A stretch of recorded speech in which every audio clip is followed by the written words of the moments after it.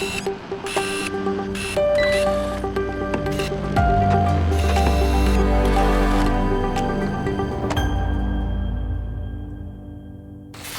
everyone, welcome to another episode of DirectConnect here at Archer. Today we have Leonard Chamberlin and Nick Weber joining us. We're going to take this time today to kind of go over something that's near and dear to my heart, which is CIP-013, something that has been very interesting to follow what utilities are doing with their attempts to comply with this rather vague standard. And just give you a little bit of what I'm seeing out there is utilities all over the place, to be quite honest with you, seeing some very complicated supply chain security practices and processes. And then I'm seeing other areas where there's really no risk assessment being performed at all. It's more of a process of going through the motions of checking the boxes. And so that's something I've been seeing out there and thought that it would be a good topic to discuss as we're going through this. I'm not sure, Leonard, Nick, what are you guys seeing out there?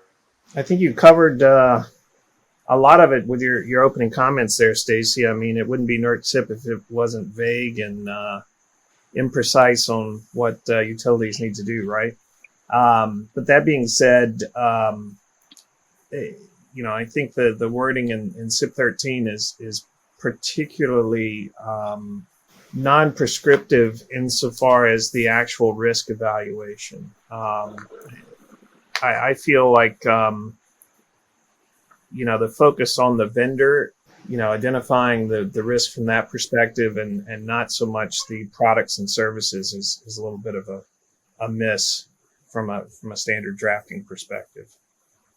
That's ultimately what I've seen in our clients, in our travels, the plans tend to focus, rightfully so, based on the way the standard is worded, on that assessment of the vendor. Hopefully some future version will correct that. Yeah, I think that emphasis on that vendor questionnaire is really kind of a hit and a miss from my perspective.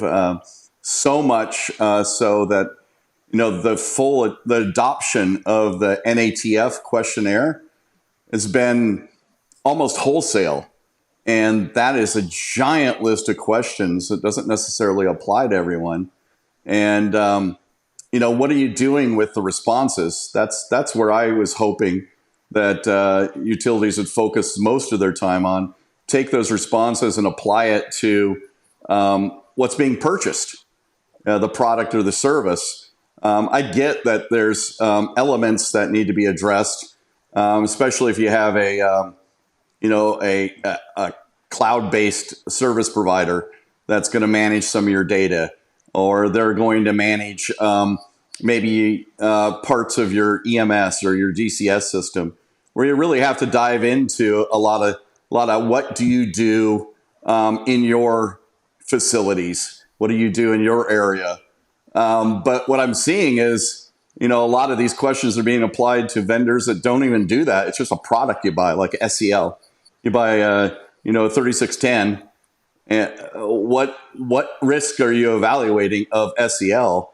There's some small things that you probably want to make sure they're doing, that they have firmware update capabilities or got notifications of any vulnerabilities. But what about where that 3610 is going to be put in place in your system?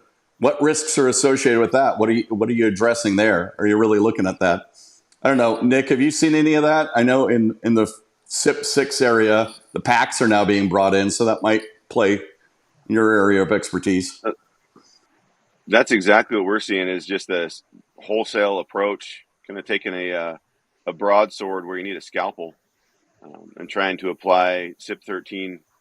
I recently was on a conversation where there was a discussion of applying it to doors and fences around substations that have a CIP-14 or CIP-6 PSP. I'm all over the place today. In the blockhouse in the middle of the yard. It's like, oh my gosh, how far do you have to go to get there? but it's an opportunity to have good conversations within the utility, I think, and help your supply chain folks, whoever's running CIP-013, understand better the nuance of what our different departments, whether it's EMS, whether it's EACMS, PACS, whoever's managing that, what they do, and the so what factor. That's what's really missing from all of this. Taking it back to, okay, so if this particular piece of equipment is compromised, so what? If it's a door controller and it controls a door to a medium impact PSP, okay, so you can get in there, but you still have to go through a series of other pieces. There's already a pretty good set of mitigations built in.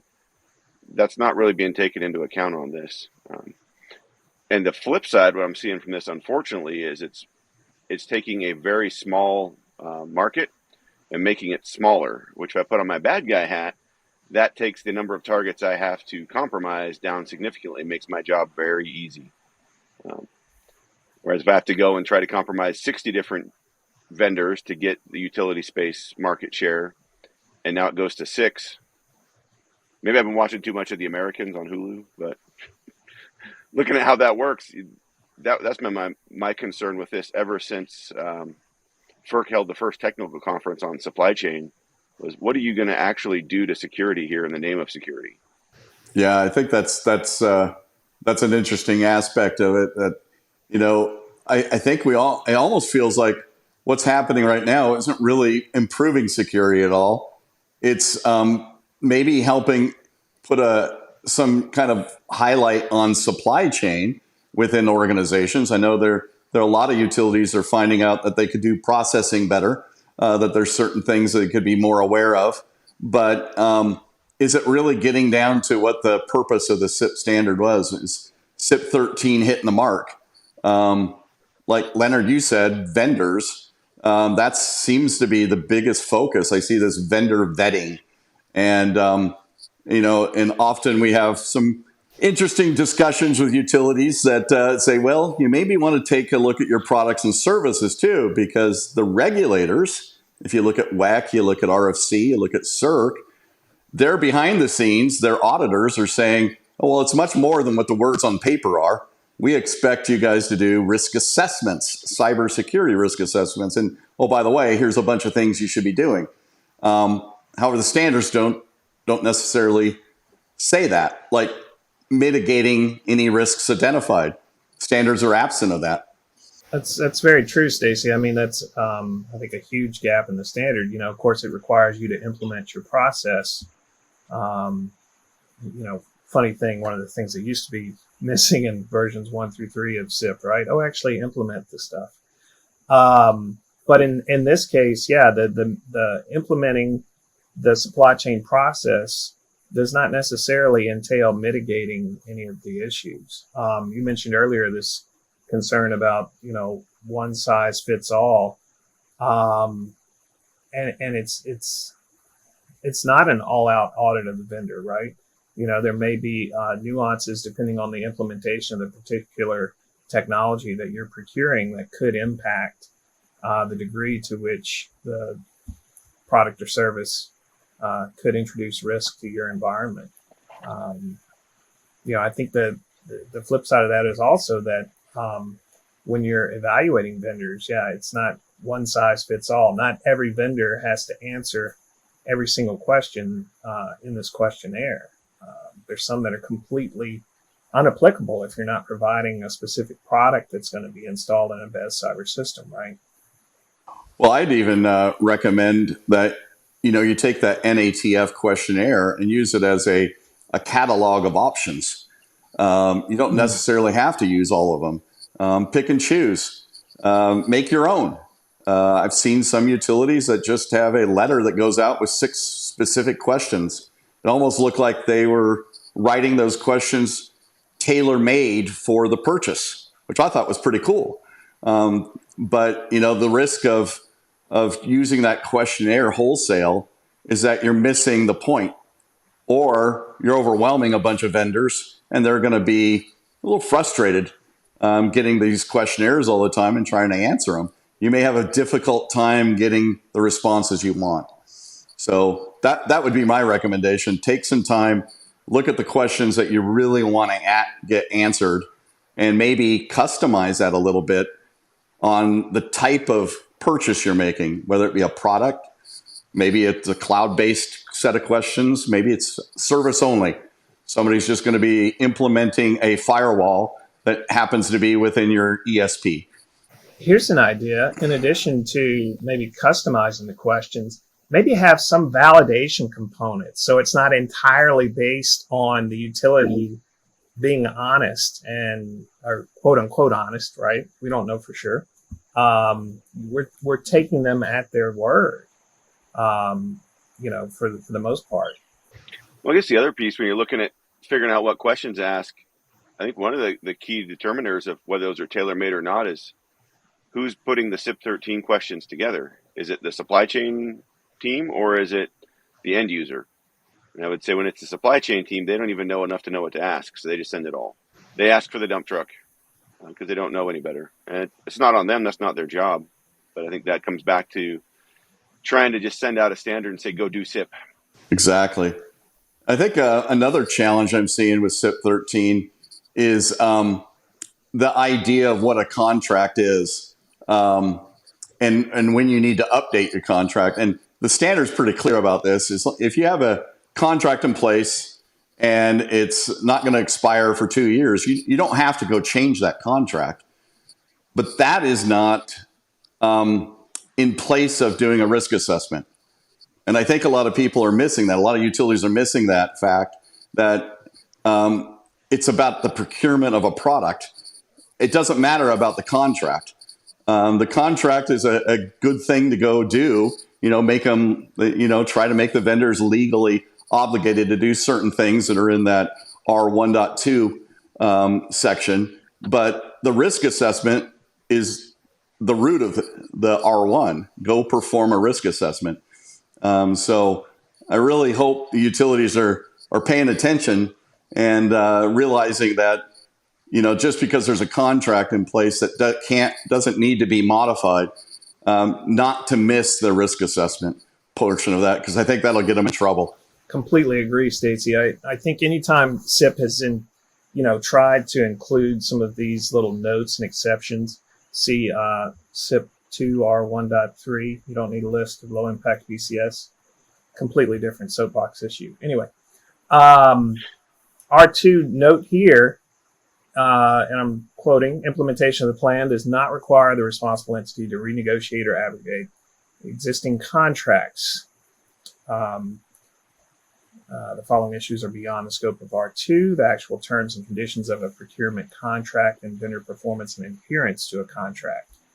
So to your point, that doesn't say don't attempt to mitigate the risk of, installing products and services from a vendor in your system. It simply says, hey, you don't have to go renegotiate your contract to bake these things in to hold your vendor's feet to the fire. It would be nice if you could do that, but, SIP is not requiring that. They recognize, hey, there's potentially some legal issues in place with the contract that would prohibit that, right? And maybe the next time you renew it, that's the appropriate time to introduce those aspects. But in the meantime, you're still procuring products and services that you're installing in critical infrastructure, and you should be doing something to attempt to mitigate the risks there. Yeah, absolutely. On talking about things that might be missed, another thing is the risk assessments that I have seen are either super complex with a lot of numbers, a lot of spreadsheet calculations in them, or they're just a checkbox with a notes section that's saying we found no risk. For compliance purposes, I would really recommend utilities spend some time on documenting the review and analysis of their risk assessment. Maybe even document some specific criteria that would lead them to say no, or lead them to say something needs to be mitigated. A set of 5 or 6, maybe 10 set of criteria that make you think more, and have those pre-written down. And that could guide you to answering some questions about that risk assessment. But whatever you do, document your decisions, document mitigating controls if you're going to do something. If it's lacking controls, write that down and have a package that shows that a group of qualified people sat down and really thought about the risks and made some decisions based on that. I'd say one of the other pieces that's really missing is not going beyond the first vendor level, not getting into the corporate structure or second tier supply chain. One of the things that just, I don't know, I can think of at least 3 different camera manufacturers that fall under Huawei. Like if you just look at the primary vendor and not look at the parent, you're going to miss really the intent of the entire standard. I mean, it's super easy to spin up a doing business as or another company and funnel all your stuff through that. Not saying any companies or any countries do that, but they do. But we don't look at that, and we don't look at. I was shocked recently to sit in on a CIP-013 evaluation where the vendor had passed their assessment, but the parent company had failed. I don't understand how that made sense to anyone, but it moved forward. Yeah, that gets to something that I think has been addressed to some extent is the reseller and distributor of products. That's a different challenge. You can't just do a reseller assessment and say, okay, I'm done. The reseller might have some risks that they bring to bear, but really it's the product that you're purchasing or the service you're purchasing through that reseller or distributor. Wasn't there one of our colleagues that was going to start up his own company and just be a reseller for assets? Here's my NATF responses. What do you want me to go buy? It's certainly the standard itself could probably be written a little bit more clear with some more specific expectations. But, we go back and forth on standards in NERC CIP world. How much prescription do we actually want as a industry? And then when we don't get the prescription where we get these write your own adventure type standards, then we beg for more detail. I'll give you my opinion. I really believe that any regulation that's written, like this, that's about critical infrastructure really needs to be detailed. I think even if it's bad detail, it's better to have detail than to have open-ended guesswork. It's the guesswork that always causes those violations and those unnecessary penalties and sanctions. Well, it's the guesswork that also incurs extra cost and wasted effort that really takes away from the ultimate security of it too, I'd say. Absolutely. Yep. The security is at risk when you do those wide open, vague standards, and the language just isn't clear. I think it's really hyper important to make up a word that we see more prescription, and I'll fight you on that if you disagree with me. So now we're all going to get canceled. Well, not Leonard. He's been quiet on prescription. But we're getting canceled, Stacy. It's just my opinion. I don't speak for the commission. Well, I don't know if you guys have any parting words. We're up to about 20 minutes here. So to me, glad everybody was able to stick with us if you did. Hopefully some of our comments and our insights and thoughts resonate with you. And Leonard, got parting word? I would suggest people take from this in the absence of future revisions, think about what is really the intent there in the standard. It's reducing the risk to the bulk electric system by installing, essentially third-party products and services in your environment. So a checklist, regardless of how many people are doing that or what a trade organization suggests or has negotiated behind the scenes with the regulator, that never happens, right? That is that really protecting your infrastructure? And if you can say with a straight face that the answer is yes, then best of luck to you. But in the meantime, hopefully you'll think what else you can do to ensure that those products and services are being appropriately evaluated. What about you, Nick? I only gave Leonard a word, I so I'll give you. You can have some words. oh, I'll echo Leonard and just say when you get these choose your own adventure standards, like for CIP-013, do the best you can to be secure and let the compliance follow. Don't just try to get to what you consider compliance, because what we've seen, I think we've got enough runway now on CIP-014 to have seen that just being compliant isn't going to be compliant the next time around with these. And it's hard to defend when you stand up in front and you know you could have done better. You made a budget decision. You made a decision because it was easy or convenient. That's not a comfortable audit or follow-on conversation. So take advantage of these as the opportunity to bolster your security, whether it's your supply chain, your physical security, whatever it is. Having a list of your low-impact assets so you can manage them better. Do the right thing, and you're usually going to end up in a good spot. Excellent. And I'll leave everyone with this. Pay attention to the regulators. Watch what they're doing with other utilities and their audits. Ask questions. If you don't think you really know the answer, pick up the phone and talk to one of the real auditors. They'd be happy to talk to you. You can do hypotheticals, and they'll answer. So don't guess. Don't assume you know everything. Take a conservative approach to standards. Be secure, and you'll win the day. And that's all we got. Thank you, everyone. Talk to you later. Thank you. Stay up to date on all the videos we release here at Archer by clicking on the subscribe button. Click on the bell to be notified right away when we release new videos. If you would like to learn more about the Archer team and how we can protect you, visit our website and reach out with a phone call or an email. If you know of a topic or someone you think we should talk to on DirectConnect, please let us know in the comments below.